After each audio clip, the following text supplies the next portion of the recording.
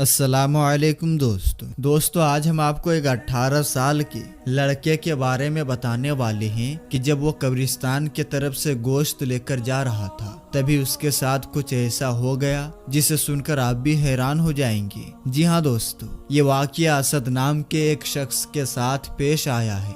اسد بھائی بتاتے ہیں کہ آج سے تقریباً 10 سال پہلے کی بات ہے جب میری عمر صرف 18 سال کی تھی اور گرمیوں کی چھٹی میں میری پھوپھی ہمارے گھر آ رہی تھی۔ میری امی کو جیسے ہی ان کے آنے کے بارے میں پتا چلا تو امی نے مجھ سے کہا کہ بیٹا جلدی سے اپنے ابو کے پاس دکان پر جاؤ اور ان سے کہو کہ پھل اور گوشت وغیرہ خرید کر دے دیں۔ امی نے مجھے یہ بھی کہا کہ تم قبرستان والے راستے سے جلدی پہنچ جاؤ گے، اور ہاں واپسی پر شام ہونے لگے تو قبرستان والے راستے سے مت آنا۔ تو میں اپنی امی سے پوچھنے لگا کہ امی شام ہونے پر قبرستان والے راستے سے ہمیشہ اب آنے سے کیوں منع کرتی ہو؟ تو امی کہنے لگی کہ میرے بیٹے وہاں آسیب وغیرہ ہوتے ہیں اس لیے۔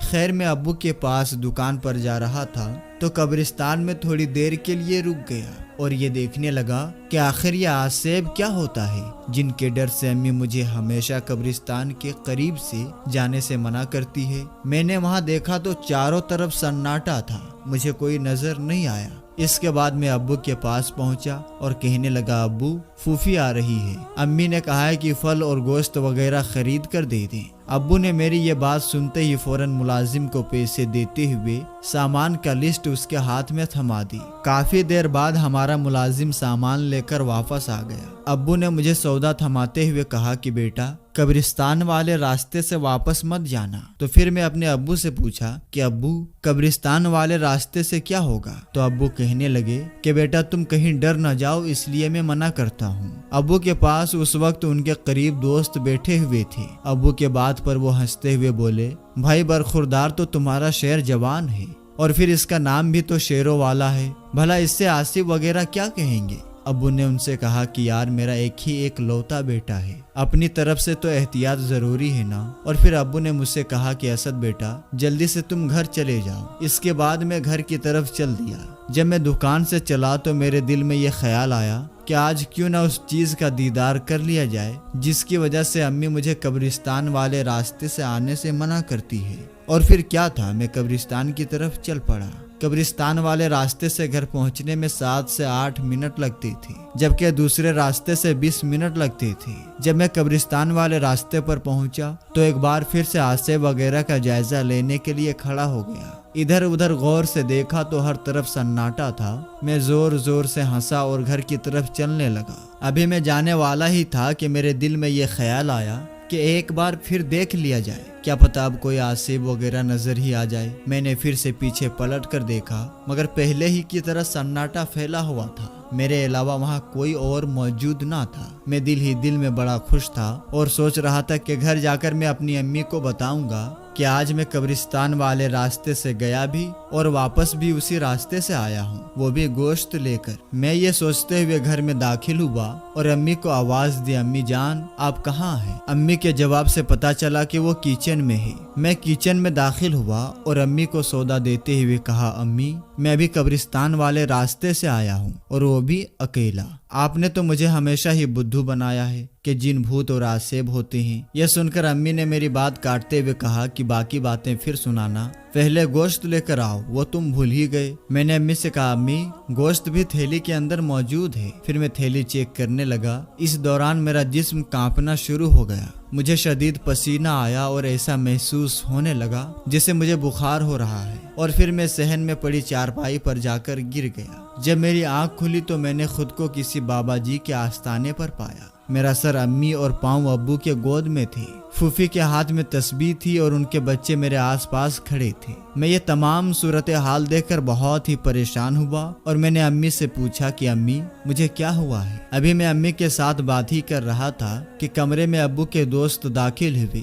انہوں نے سلام کرتے ہوئے ابو سے کہا بھائی اب اسد کا کیا حال ہے؟ ابو نے کہا بس ابھی ہوش میں آیا ہے۔ اتنے میں ایک اور شخص کمرے میں داخل ہوا اور کہنے لگا آپ کے لڑکے کو ہوش آیا یا نہیں؟ بابا جی پوچھ رہے ہیں، وہ کہہ رہے ہیں کہ اگر ہوش آ گیا ہو تو لڑکے کو لے کر حجرے میں آ جائے۔ ابو اور ان کے دوست نے مجھے سہارے سے کھڑا کیا اور جو بابا میرا علاج کر رہے تھے ان کے سامنے لے جا کر بٹھا دیا۔ میں یہ سب صورتحال دیکھ کر بہت پریشان ہو رہا تھا۔ تعبیز والے بابا نے اپنی لال جلالی آنکھوں سے مسکرا کر پوچھا کہ آج کے بعد بھی تم کوئی ایسی حرکت کرو گی؟ میں ان کے سوال پر اور بھی پریشان ہو گیا کہ آخر یہ مجھ سے ایسا سوال کیوں کر رہے ہیں؟ میں نے آخر ایسی کون سی غلطی کر دی ہے؟ میں تو خاموش رہا، لیکن ابو نے جواب دیا، بابا سائی اب تو سوال ہی پیدا نہیں ہوتا۔ اس کے بعد بابا سائی نے امی سے کہا کہ تعبیز کا ناغہ مت کرانا، اور ہاں اب آپ لوگ اپنے گھر جا سکتے ہیں، اور کوئی بھی وظیفہ شروع کرنے سے پہلے بسم اللہ کا کڑا اپنے سیدھے ہاتھ میں ضرور ڈال لینا جو میں آپ کو دے رہا ہوں۔ ابو نے بابا جی سے بڑی حیرت سے پوچھا کہ بابا جی کیا کوئی وظیفہ مجھے بھی کرنا ہے؟ تو اس پر بابا جی مسکرا کر بولے کہ اگر تم وظیفہ نہ ہی کرو تو اچھی بات ہے، میں تو بس احتیاط کے لیے کہہ رہا ہوں، اب تم لوگ جا سکتے ہو۔ جب ہم لوگ گھر پہنچے تو میں نے امی سے پوچھا، امی یہ سب کیا چل رہا ہے؟ امی نے میرے سوال پر مجھ سے کہا، اسد تمہیں کچھ بھی یاد نہیں کہ اس دن تمہارے ساتھ کیا ہوا تھا؟ میں نے کہا، امی آپ کس دن کی بات کر رہی ہیں؟ آپ اور یہ بابا جی اور یہ بکرے کا صدقہ وغیرہ، یقین کریں مجھے کچھ بھی یاد نہیں آ رہا۔ تو امی نے کہا، اچھا جس دن تمہاری پھوپھی آئی تھی اس دن کیا ہوا تھا؟ میں نے کہا، امی پھوپھی کس دن آئی تھی؟ امی نے کہا، ارے بیٹا آج سے 2 دن پہلے تمہاری پھوپھی کا فون آیا تھا کہ میں گھر آ رہی ہوں، پھر میں نے تمہیں تمہارے ابو کے پاس دکان پر بھیجا تھا کہ کچھ سامان لے آؤ اور واپسی پر قبرستان والے راستے سے مت آنا، لیکن تم نے تو میری ایک بھی بات نہیں مانی اور واپس قبرستان والے راستے سے آئے۔ تم قبرستان سے جب گوشت لے کر گزرے تو وہاں کوئی ہوائی چیز تم پر اثر ہو گیا اور اسی وجہ سے تم ڈر گئے۔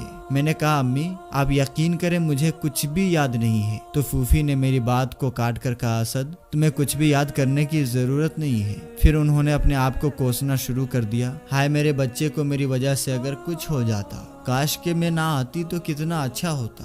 اس پر امی بولی، باجی آپ کی اس میں کیا غلطی ہے؟ بس اللہ کا لاکھ لاکھ شکر ہے کہ میرے بیٹے کی جان بچ گئی۔ 2 دن تک پھوپھی ہمارے پاس رہ کر واپس چلی گئی۔ اب میرے باہر آنے جانے پر مکمل طور پر پابندی لگ چکی تھی۔ امی اور ابو میرے معاملے میں بہت زیادہ احتیاط کرنے لگے اور میں بڑا پریشان تھا کہ میرے گلے میں کالی ڈور اور چمڑے میں تعبیز آخر کیوں ڈالا گیا ہے۔ میرے ساتھ ایسا پہلی بار ہوا تھا۔ خیر گرمیوں کی چھٹیاں ختم ہونے لگی تھی اور پھر جیسے ہی میرا کالج شروع ہوا تو امی نے ابو سے کہا کہ اب آپ اسد کو سائیکل لا دیں۔ میں یہ بالکل بھی نہیں چاہتی کہ میرا بیٹا قبرستان والے راستے سے گزرے۔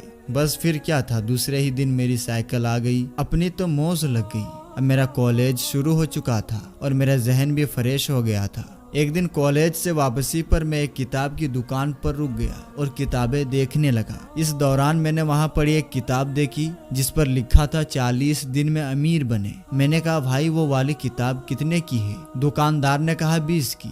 میں نے 20 روپے دے کر امیر بننے والی کتاب بیگ میں ڈالی اور گھر کی طرف چل پڑا۔ گھر جا کر میں نے اپنے کمرے میں چھپ کر اس کتاب کو پڑھنا شروع کر دیا۔ اس میں لکھا تھا کہ 40 دن میں جن بھوت اور آصیب کو اپنے قابو میں کرے۔ اب میرے دل میں بدلے کی آگ جل رہی تھی کہ جس آصیب کی وجہ سے میری گرمیوں کی چھٹیاں خراب ہوئی اس کو میں ضرور اپنے قابو میں کروں گا۔ بس پھر کیا تھا، میں نے عمل شروع کر دیا۔ روز رات کو امی ابو کے سو جانے کے بعد میں تقریباً رات کے 1 بجے کے قریب اٹھ کر عمل شروع کر دیتا۔ ابھی مجھے 10 ہی دن ہوئے تھے کہ عمل کے دوران میں نے بہت گرمی محسوس کی۔ میرا دل چاہ رہا تھا کہ میں فوراً کمرے سے باہر چلا جاؤں، لیکن کتاب میں صاف صاف لکھا تھا کہ عمل کے دوران اپنی جگہ بالکل نہیں بدلنی ہے۔ جب مجھے بہت زیادہ گرمی لگنے لگی تو میرے کمرے میں امی داخل ہوئی اور مجھ سے کہنے لگی، اسد بیٹا اتنی گرمی میں یہاں کیوں بیٹھی ہو؟ چلو آؤ باہر آ جاؤ۔ میں نے کہا، امی یہ تسبیح ختم کر کے آؤں گا۔ امی کی میری بات پر بہت غصہ آیا اور وہ ناراض ہو کر کمرے سے باہر چلی گئی۔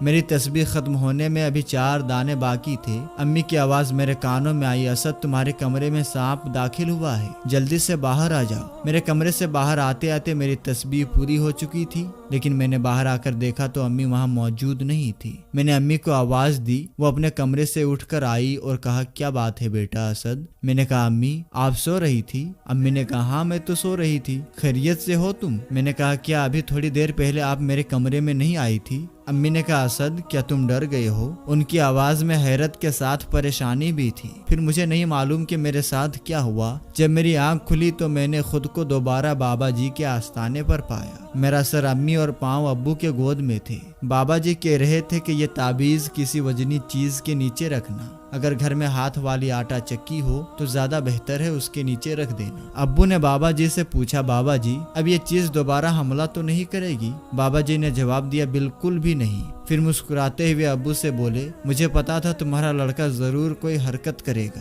اگر تمہارے لڑکے نے بسم اللہ کا کڑا نہ پہنا ہوتا تو یا تو یہ پاگل ہو جاتا یا پھر تم لوگوں کا کوئی بہت بڑا نقصان ہو جاتا۔ اس کے بعد بابا جی سے اجازت لے کر ہم وہاں سے آنے لگے۔ ابھی ہم لوگ وہاں سے نکل رہے تھے کہ بابا جی نے ابو سے کہا کہ اب تعویذ کھول کر مت دیکھنا کہ اس میں کیا ہے۔ بابا جی کی اس بات پر ابو نے فوراً میری طرف غصے سے دیکھا اور میں نے آسمان کی طرف دیکھ کر اللہ سے ہر مصیبت سے آزاد رہنے کی دعا کی۔ اس کے بعد دل میں پکا ارادہ کر لیا کہ آ بلا مجھے مار والی مثال کی جیسا آصف آ بلا میں غلطی کبھی نہیں کروں گا۔ اسد کہتا ہے کہ اس کے بعد ہم اپنے گھر واپس آ گئے اور میں نے اس طرح کی کوئی بھی حرکت نہ کرنے کا پکا ارادہ کر لیا۔ تو میرے دوستو، ہم یہ امید کرتے ہیں کہ ہماری آج کی ویڈیو آپ کو ضرور پسند آئی ہوگی۔ ویڈیو پسند آنے کی صورت میں ویڈیو کو لائک کر دیں، اور اگر آپ نے ابھی تک ہمارا چینل راہ علم کو سبسکرائب نہیں کیے تو چینل کو سبسکرائب کر دیں اور ساتھ ہی لگے بیل نوٹیفیکیشن کو ضرور آن کر لیں تاکہ ہماری اپلوڈ ہونے والی ویڈیوز کی نوٹیفیکیشن سب سے پہلے آپ کو مل سکے۔ پھر ملیں گے انشاءاللہ تعالی کسی نئی اور اچھی ویڈیو کے ساتھ۔ تب تک کے لیے آپ اپنا اور اپنوں کا بہت ہی زیادہ خیال رکھیں۔